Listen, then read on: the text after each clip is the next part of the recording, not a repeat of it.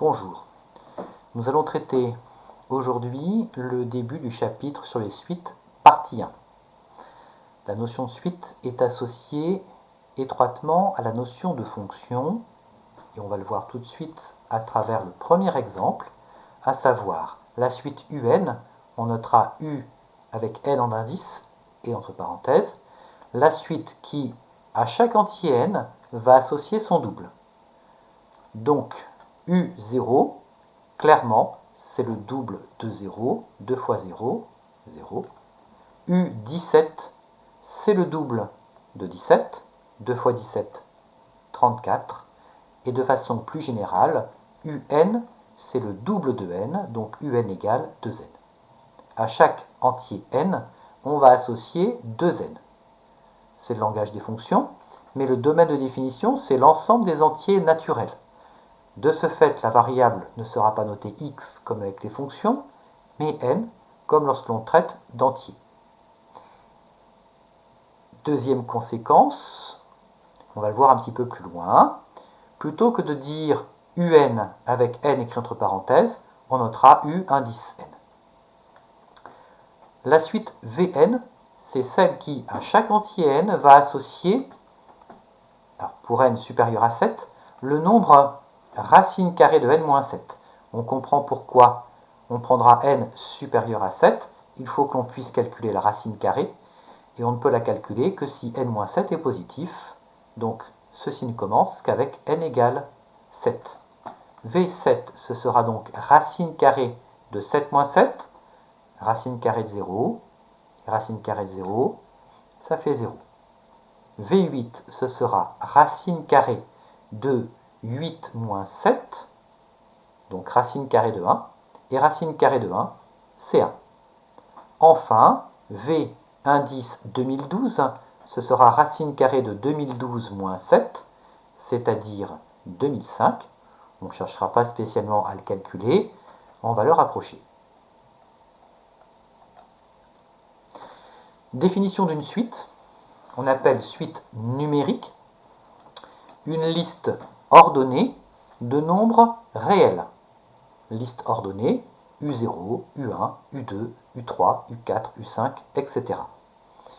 Et nos nombres U0, U1, U2, U3, etc. sont des nombres réels. Fabriquer une suite, c'est donc fabriquer une fonction. Alors ici, elle sera notée U, qui à tout entier naturel, ou à certains d'entre eux, va associer une image qu'on peut noter UN, comme avec les fonctions, n entre parenthèses, le domaine de définition, donc ça peut être n, ou bien n, comme c'est écrit, privé des premiers entiers. On le revoit ici avec la suite Vn, où on sera privé des entiers 0, 1, 2, 3, 4, 5 et 6. On ne commencera qu'avec l'entier 7.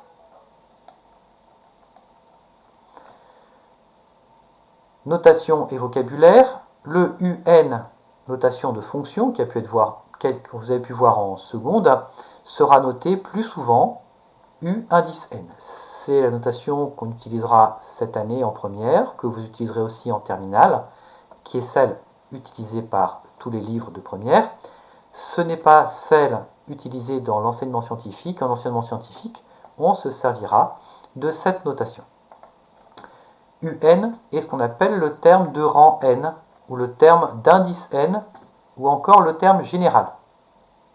Tout comme avec les fonctions, une fonction f, f désigne la fonction u, ou un entre parenthèses désigne la suite. F de x est un réel, c'est l'image de x par f, et bien un, sans parenthèse, c'est le terme général, le terme de rang n, ou le terme d'indice n. Donc la suite peut être notée, comme c'est précisé en dessous, soit avec la seule lettre U, soit UN, mais dans ce cas-là, il faudra rajouter des parenthèses pour distinguer la suite, UN, du terme UN, terme général de la suite. Le premier terme, on pourra appeler aussi terme initial, je le répète, ça ne commence pas forcément avec 0, même si c'était le cas dans le premier exemple, puisque dans le deuxième, on commençait avec V7.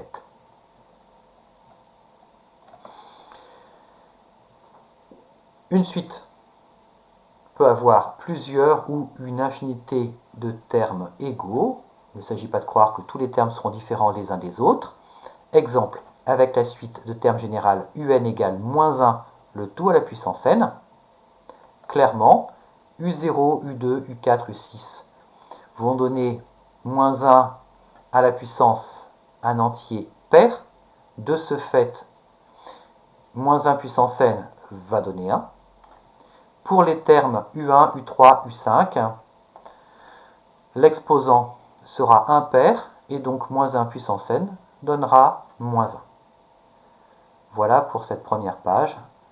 Je poursuivrai ultérieurement, si nécessaire, avec d'autres vidéos.